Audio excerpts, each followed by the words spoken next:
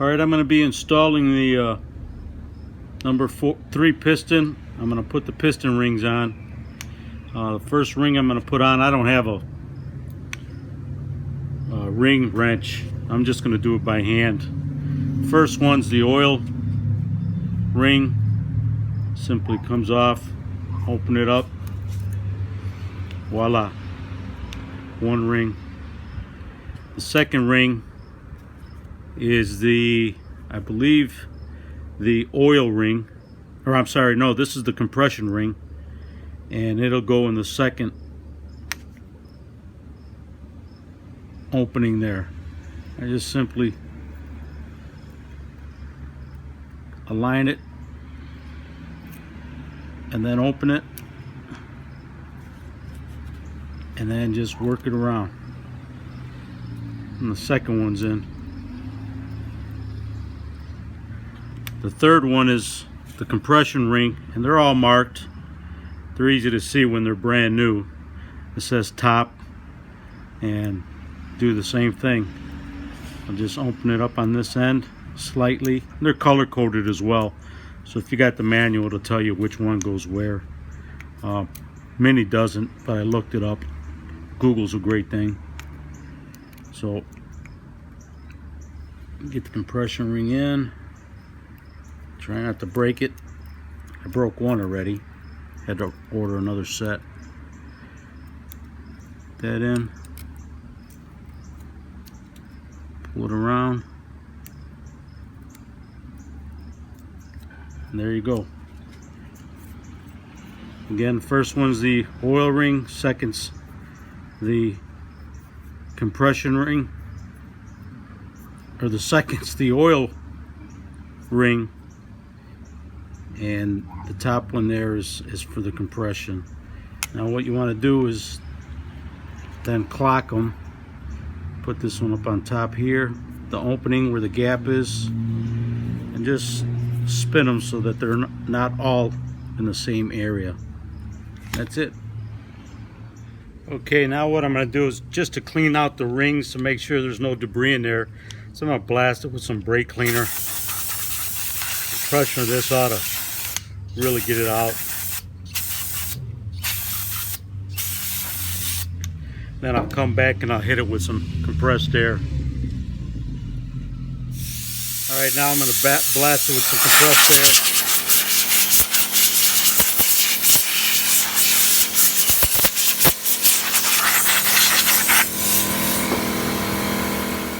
Alright, the next thing I'm going to do is I'm going to hit this cylinder with some compressed air from the brake cleaner. I'm really going to get as much of this as I can.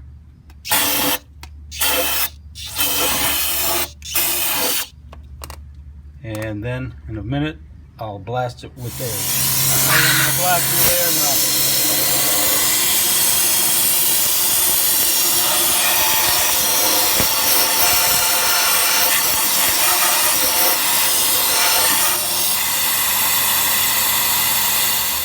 Okay, blasted it with some air. Now I'm going to re-lubricate this with some WD-40. I know some of you are going to be saying, what the heck is he doing? He's drying that cylinder out. It's not good. I get that. But it's the best way I know to make sure it's really clean. It's blasting it with some brake cleaner and then come back with some compressed air. Then I'll just re-lubricate it with a lot of WD-40 and get it ready for the piston. Again, remember, this isn't a how-to video. This is just a video of how I did it.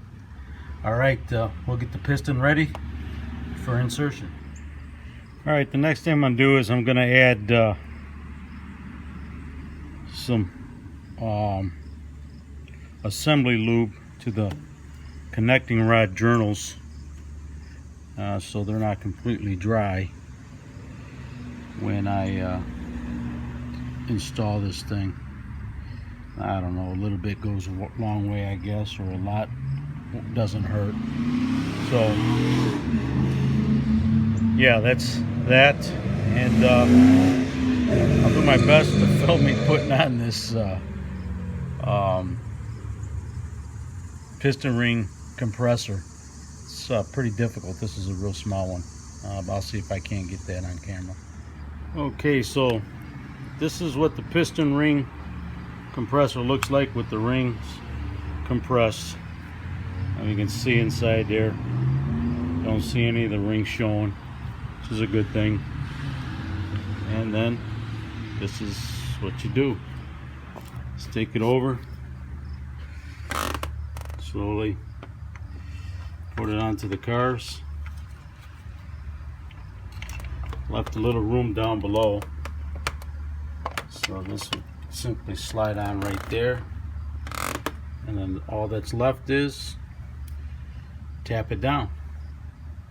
Let me set up the camera and then I'll be able to do that. Okay, I've got it seated. It's not guaranteed 100% the first time, so this may take a couple times. It looks easy, but it's not as easy as it looks. So I'll slowly just tap the piston down into the cylinder, and hopefully it'll get past the head of the block, and I can feel it. It didn't make it. Let's try it. Nope, it didn't make it. So I'll have to pull it out and redo it.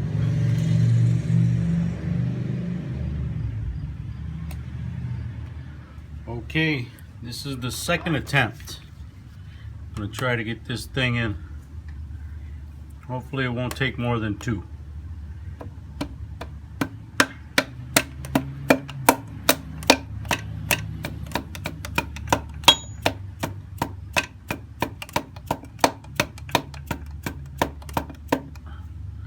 And no luck.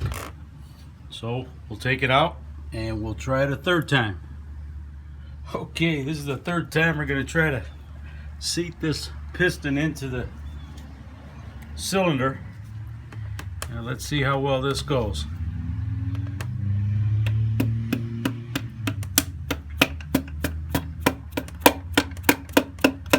Oh boy, I felt like I had something there. And it's in. Excellent. Third time's a charm. All right. Okay, as you can see, I'm up underneath the piston I just put in, and here's the bottom of the connecting rods. I had it preset so it would slide right over the top. Mini's pretty easy for doing that because you don't have threads sticking out on the bottom, so you don't really have to worry about hitting the crankshaft with them. So now I'll grab the journal,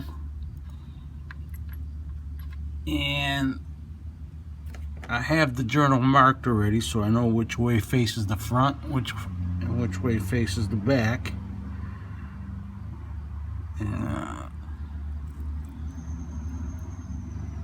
Yeah, let me grab the journal. Okay, I've already put the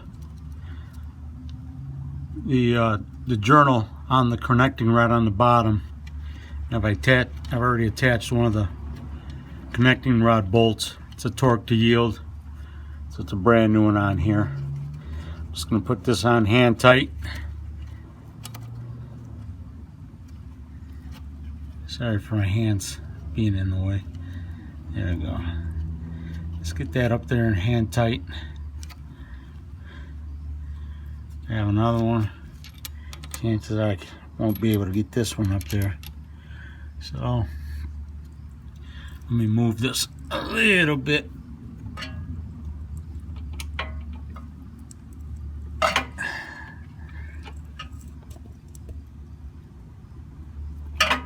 Yeah, let me turn this camera off. Turn that a little so I can tighten it.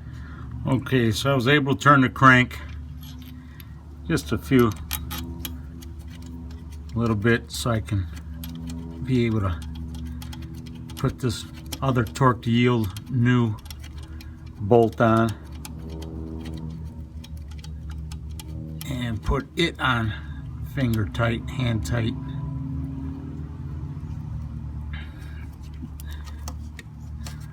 Okay, so now my next step is I'll tighten each bolt 14 foot-pounds and then 90 degrees. Yeah, and it's only one time, 14 foot-pounds and then 90 degree. Here we go. Okay, let's give it a test and see how well they go. I'm listening for any scraping or clicking or knocking, and I don't hear anything other than the pistons going up and down and the ratcheting from the ratchet I have on the crank bolt, having them go up and down.